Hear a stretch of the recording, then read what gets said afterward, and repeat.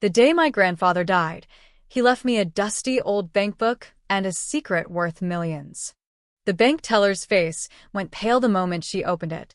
Her fingers hovered over the keyboard like she'd seen a ghost. "Ma'am," she whispered, voice shaking, "I think you need to speak with the manager. Right now." That single sentence changed my life forever. I had always known my grandfather as the silent old man who lived alone on the edge of town. Elias Thorne, a Korean War veteran who barely spoke, never smiled in photos, and kept the world at arm's length.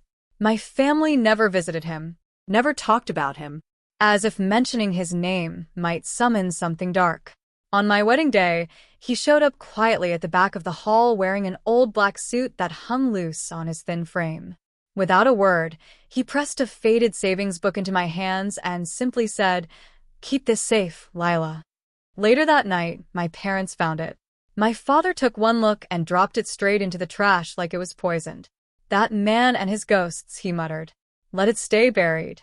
But something in me wouldn't let it go. The next morning I fished it out and drove to the bank. What happened next still feels unreal. The manager, a serious man named Mr. Harlan, ushered me into his office and closed the door. When he finally turned the screen toward me, I nearly stopped breathing. The balance showed 7 figures, more money than my entire family had ever seen combined. "How?" I breathed. Mr. Harlan leaned back. The deposits were irregular and large. No clear paper trail. Almost like someone wanted this money hidden in plain sight. That evening I confronted my parents. The room went deathly quiet when I mentioned the amount. "He didn't earn that honestly," my father said coldly.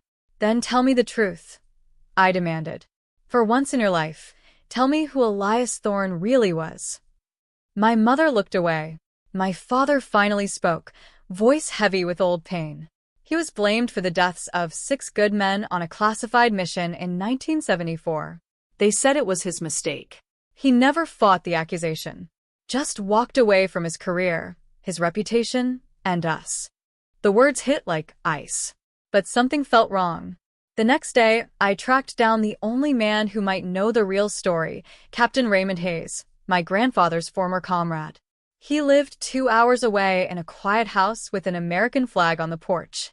When I said my grandfather's name, the old soldier's eyes changed. "You really don't know, do you?" he said softly. He told me everything. The mission had gone wrong because of a reckless order from a superior officer. Men died. Someone had to take the fall to protect high-ranking careers. Elias Thorne volunteered. He accepted the blame, the shame, and the silence, because revealing the truth would have destroyed innocent families connected to that command. "He carried it alone for 50 years, Hayes said, voice cracking. "That money? It was hush money. A settlement they forced on him, so the real story would never come out.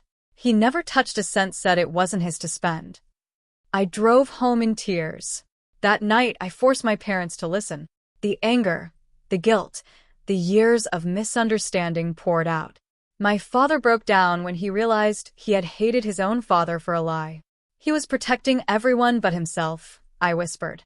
3 days later, we drove to Elias's small house together, my parents and I, hearts heavy with regret. He opened the door before we even knocked, as if he'd been waiting half a lifetime. My father stepped forward, voice trembling. "Dad, I was wrong. I'm so sorry." For a long moment, my grandfather just looked at him. Then, he did something I'll never forget. He smiled, small, tired, but real, and said, "I never blamed you, son. Not once." No shouting. No dramatic confessions. Just quiet forgiveness that had been waiting decades to be accepted. We started visiting regularly after that. My father fixed the porch. My mother cooked meals. I sat with Elias for hours, listening to the few stories he was finally willing to share. Before he passed peacefully a few months later, he pulled me aside one last time and pressed the old bank book back into my hands. "This was never about the money, Lila," he whispered. "It was about making sure someone, someday, would care enough to ask the real questions." I used part of the inheritance to create a small scholarship in his name for children of veterans, the kind of help he never received. Looking back, I realized the greatest gift my grandfather gave me wasn't the fortune in that dusty book. It was the courage to break decades of silence. Sometimes the people we judge the hardest are carrying the heaviest burdens alone. If there's someone in your family you've stopped speaking to, someone you think you understand, maybe it's time to ask the questions no one else dared to ask. Because the truth might not always be pretty, but it can finally set everyone free.